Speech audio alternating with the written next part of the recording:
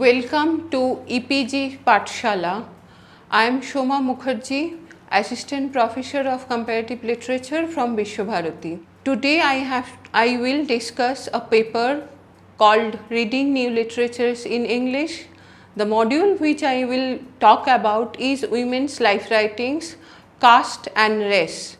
The content writer is Sanchoyita Paul Chakraborty. The basic objectives of this module is to introduce Dalit and Black women's life writings to the students. Also, the module wants to show how the Dalit and Black women's life writings become prominent voices in the larger arena of New English literature. In this module, we will look at some representative texts such as Dalit women writers like Bama's Garukku, Baby Kamle's The Prison We Broke, Urmila Pawar's The Weave of My Life, and Afro-American writer Maya Angelou's I Know Why the Caged Bird Sings. Through a detailed analysis, the module will try to argue how these women's writings engage with the politics of representation and the presence of the resistive voices in all these texts. The module will introduce all these texts through the idea of post-colonialism and New English literature. It will discuss the issues of marginalizations, subalternity, transculturation, various indigenous and ethnic positionality in New English literature. But we have to keep in mind that for all the literary texts from India, translation has been used as a methodology to represent the vernacular text into English. The incorporation of women's life writing in the larger ambit of New English literature is one of the main issue of this particular module. If we look at the syllabi of different English syllabuses of the different English departments throughout Indian universities and colleges, then we will realize that increasingly people are incorporating women's writing as part of their syllabus. All these texts actually talks about the matrix of difference and how women writers, Dalit women writers, Black women writers, they are dealing with all the issues of exploitation or the issues of caste, class, gender as well as race. Women's writing from the marginalized sections like Dalit, the Black, the other communities, they are the grasp of these kind of courses where people are talking about women writers, Dalit women writers and other say the Black Afro-American writers, etc. The term Dalit means a disenfranchisement of the certain section of people from the basic rights and equality and social prestige. Dalit subjection to continuous dispossession, stigmatization and subordination in the prevalent economic, political and socio-cultural system. Dalit women and their writings deal with the following issues: Dalitude and the Dalit woman, the dual colonization of the Dalit women. In one level in society, the Dalit women have been castigated as the lower caste women. On the other hand, in her immediate society, she has been exploited as women, and how in both the level she has been doubly ostracized and exploited. All these texts actually talks about the issues of repression and subjugation both by the upper class and upper caste men and women as well as by the Dalit men. Dalit women's life writings they all act as both the resistance to and representation of this marginalization. One can say that all these life writings, they are more than autobiography. All these life writings incorporate autobiographical accounts, testimonies, memoirs, oral histories, confessional and trauma narratives, collective documents of suffering and oppression, and personal histories. If we look at the category Dalit women's life writings, then we will realize Dalit women's life writings sprout up from their experiential existence. Dalit women's life writings are characterized by following points.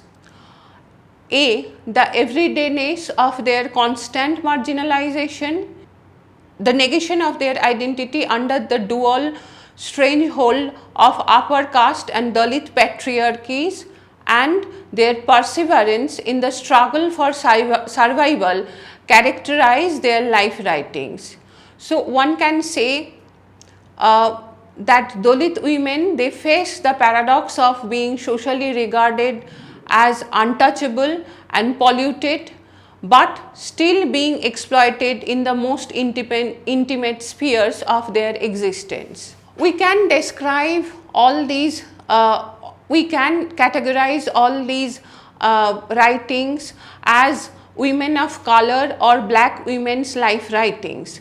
If we are talking about the women's writing outside India, then we can use these terms, that women of color or black women's life writings.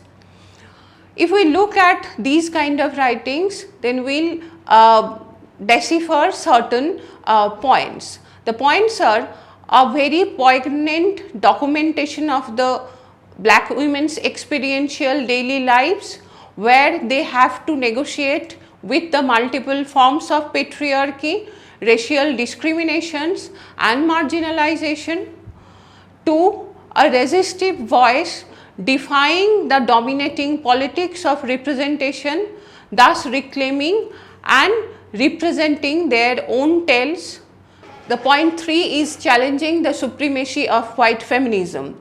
Alternative feminist theorization based on the politics of difference is one of the main concern of black women's writing. If we are talking about black women's writing, then we will talk about Maya Angelou, one of the famous Afro-American women writer of late 20th century. Here we will discuss Maya Angelou's I Know Why the Caged Bird Sings. The text was published in 1969. Here we will find Maya's critique against the racial and patriarchal discrimination from a southern black woman's perspective. The text is a manifestation of inner strength of character and literary bent of mind to overcome racial discrimination and trauma. In a significant manner, rape comes back as a metaphor of patriarchal oppression in her writing. Here, Caged Bird acts as the metaphor of quest to break the cage and achieve the immanent black woman's subjectivity on the face of racism and dual colonization of white supremacy and black patriarchy. In a crucial sense, resonant with the dominant themes of black women's autobiographies, the celebration of black motherhood, significance of family and community, critique of racism, quest for independence and identity and self-survival are few issues which Maya Angelou has dealt with her narrative. When we are looking at Maya Angelou and her writing, then the retrieval of subaltern voice is one of the main themes. Maya's life writing combines her personal history as well as the history of her indigenous community life in a comprehensive manner. Now we will come back to the domain of Indian literature, where we will encounter several Dalit women's life writings.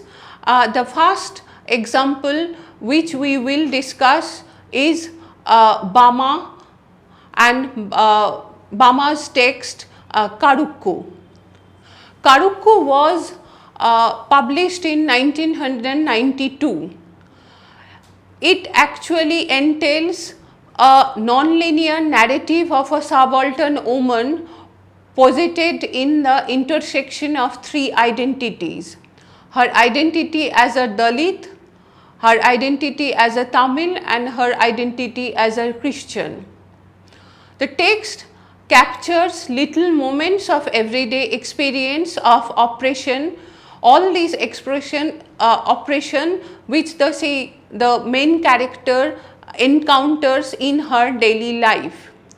The text also critiques the text also comes across as a critique of the pervasive presence of caste discrimination. It also talks about the inherent tendency of Dalit community servitude to the upper caste Naikars. Now we will discuss several other issues through which we can look at Dalit women's writing. Here we will find that class, caste and gender discrimination even in educational spaces and convents are a reality even in 20th century or maybe even in 21st centuries. Bama's resistance to these multi-layered oppression through her representation and resilience are the main feature of her narrative, that is Karukku. Bama's Dalit feminist agenda against the quote-unquote triple monsters, the intersectional structure of subordination based on caste, class and gender, are the main feature of her narrative, that is Karukku. Karukku, along with Sangati 1994 and Kusum Bukkaran 1996 and Vanman 2002, they are the most important writings of Bama's Dalit feminist standpoint. Now we will look at another writer, that is Urmila Pawar, and her writing and how she actually deals with several issues of exploitation and oppression present in Indian society. Urmila Pawar's The Weave of My Life is a representation of Dalit feminist voice. The Marathi text has been named as Aidan, and the translation of that particular text is called The Weave of My Family, The Weave of My Life. Aidan combines the different strands of personal history, familial history and the community's history in the weaving of the narrative. As a Dalit woman, a Dalit writer and a Dalit feminist activist, Urmila Pawar responds against the structure of subjugation formed by the intersection of caste, class and gender discriminations. The text is a testimony of how the process of becoming a Dalit woman writer is interlarded with a process of awakening consciousness in the post-Ambedkarite movement era. Now we will look at another writer, that is Baby Kamble and his life writing. The Baby Kamble's life writing is called The Prison We Broke. Baby Kamble's Marathi text Jina Amucha originally was published in 1982 and it was translated in English by Maya Pandit in 2009. As The Prison We Broke is another life writing by a Dalit woman writer against the casteism and patriarchy. The text becomes the representative of the oppression of the Dalit by the upper castes and the insurmountable struggle of the Dalit on the face of this oppression to survive. The text showed how the Dalit woman is subjected to dual stranglehold, the domination exerted by both the upper caste men and women, and the subjugation by the Dalit men within family and community. Trying to probe into the ignorance, humiliation and poverty of the Mahars, a Dalit community in Maharashtra to which Baby Kamle belongs. Ambedkarite philosophy empowered Kamle and her friends to survive the casteist discrimination even in the educational spaces and to attain the power of words. In this module, till now, we have learned that these polyphonous marginal women voices represent 1. A diverse binary formulation to contest their structural limits, and in a secondary level, all these texts offer a whole different discourse of everyday life, mirrored forms of struggle and negotiation, contradictory and contingent modalities of living in a conjunctural space of oppositional forces. Dalit, we also learned that Dalit women writings critique of a trifurcated register of colonial Brahminist patriarchal centricity. And it also talks about, all these writings, they act as a resistance against the overdetermined subalternity of Dalit women.